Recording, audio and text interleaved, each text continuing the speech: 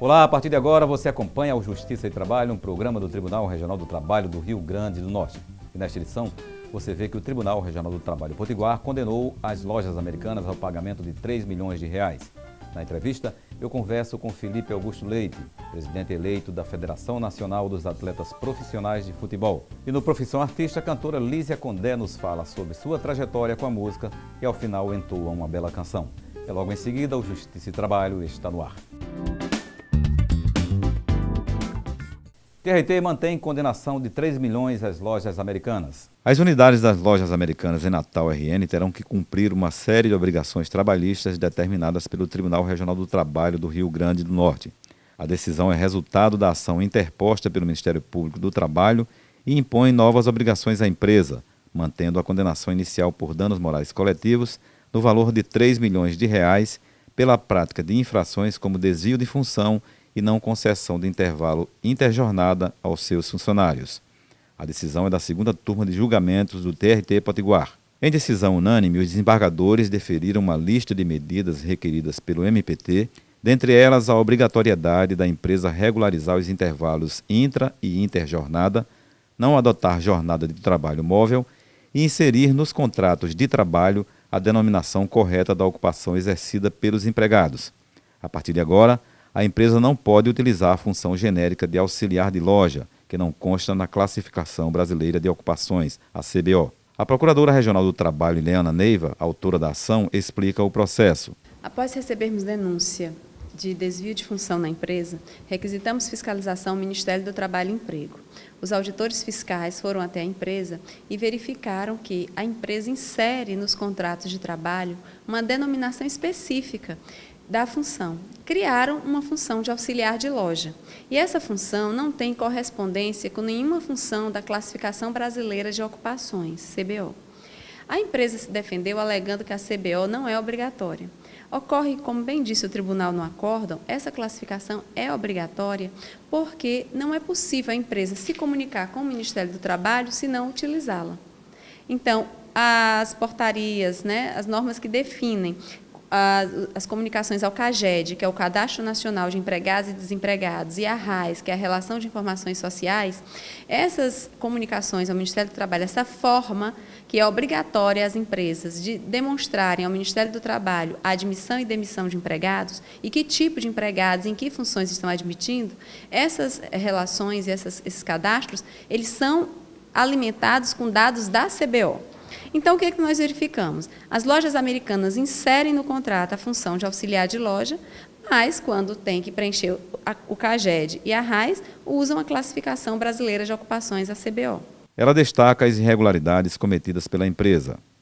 Isso evidenciava não uma mera irregularidade administrativa, mas evidenciava-se que, ao criar essa função, a empresa incutia no empregado que o auxiliar de lojas era multitarefa, que deveria executar várias atividades. E, na verdade, colocava-o para executar tarefas de maior complexidade, em muitos momentos, ora tarefas de menor complexidade, em outros, mas o colocava para fazer multifunções com a remuneração única de auxiliar de loja. A procuradora também fala sobre o desvio de função.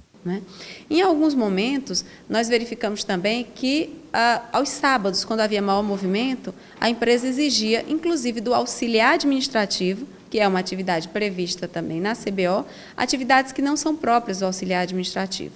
Vale explicar que na Classificação Brasileira de Ocupações, além de se anunciar o nome da função, se discrimina quais são as atividades próprias daquela função.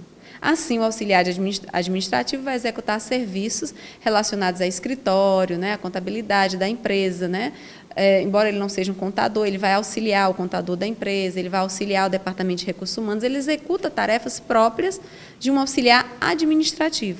E, no entanto, o próprio contrato de trabalho das lojas americanas, um contrato padrão, que a empresa obriga os empregados a assinarem, porque o empregado não pode discutir as cláusulas desse contrato.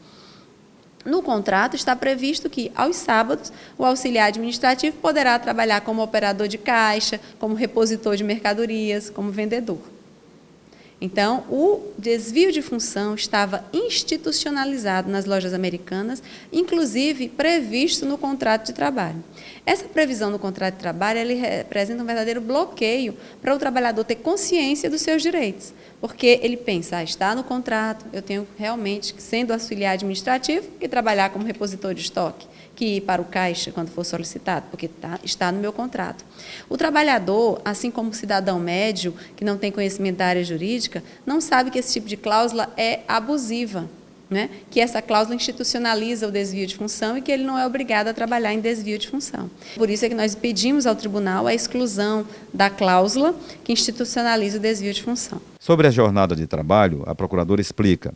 Um outro problema também verificado nas lojas Americanas é a jornada móvel. O que nós verificamos é que a empresa, para atender a sua demanda de pessoal e para ter um quadro muito reduzido, além de exigir que o trabalhador seja multitarefas, exige que o trabalhador também atue em escalas de trabalho móvel. Então, um dia o trabalhador é chamado para trabalhar de manhã, o outro dia para trabalhar à noite, outro dia à tarde. Foram identificados 19 horários de trabalho diferentes. E o trabalhador, a critério da empresa, trabalhará num ou noutro. Desse modo, o trabalhador não pode executar outras tarefas, não tem vida. A sua vida fica eternamente condicionada ao que a empresa determina. De modo que ele não pode fazer um curso, ele não pode se aprimorar, né? Ele não pode estar com sua família, ele não tem tempo ao lazer, que são direitos sociais assegurados na nossa Constituição. Por isso, nós também requeremos a abusividade da cláusula que estabelece a jornada móvel, porque inseriram no contrato de trabalho uma cláusula dizendo que, a critério da direção da empresa, o trabalhador poderia trabalhar em diferentes horários, conforme o movimento na loja. E o tribunal determinou a exclusão dessa cláusula e declarou abusiva a instituição de jornada móvel na empresa. Ileana Neiva também ressalta outras irregularidades. Além disso, houve casos de supressão de intervalos, há casos também demonstrados no processo de aprendizes trabalhando em horas extras, o que é proibido. O trabalhador aprendiz não pode trabalhar em hora extra. A empresa alegou que compensava a jornada, mas não pode compensar. Se não pode haver hora extra, não pode haver compensação de horas extras. Então, a condenação realmente do tribunal, nós esperamos que tenha um conteúdo pedagógico para as outras empresas, que elas só insiram nos contratos de trabalho a denominação da função que está na CBO, na Classificação Brasileira de Ocupações, porque esta é a denominação oficial do cargo, que deve ser comunicada ao CAGED e à RAIS, e que não utilizem a jornada móvel e respeitem os limites da jornada de trabalho estabelecidos na Constituição. E, além disso, entendam que a aprendizagem é uma contribuição da empresa no processo educativo, assim como o estágio profissional, e que não se pode exigir tampouco do estagiário, tampouco do aprendiz, que executem horas extras. Além de manter a condenação por danos morais coletivos e de acrescentar medidas propostas pelo MPT, a decisão do tribunal também preservou o valor da multa por infração imposta na decisão inicial. Em caso de descumprimento das obrigações, as lojas Americanas devem pagar a quantia de R$ 5.000 por cada empregado em situação irregular. O valor da indenização por dano moral coletivo deve ser revertido para instituições assistenciais de integração de trabalhadores no mercado de trabalho a serem indicadas pelo Ministério Público do Trabalho do Rio Grande do Norte. No próximo bloco, eu converso com Felipe Augusto Leite, presidente eleito para a Federação Nacional dos Atletas Profissionais de Futebol. E logo em seguida, nós voltamos em instantes.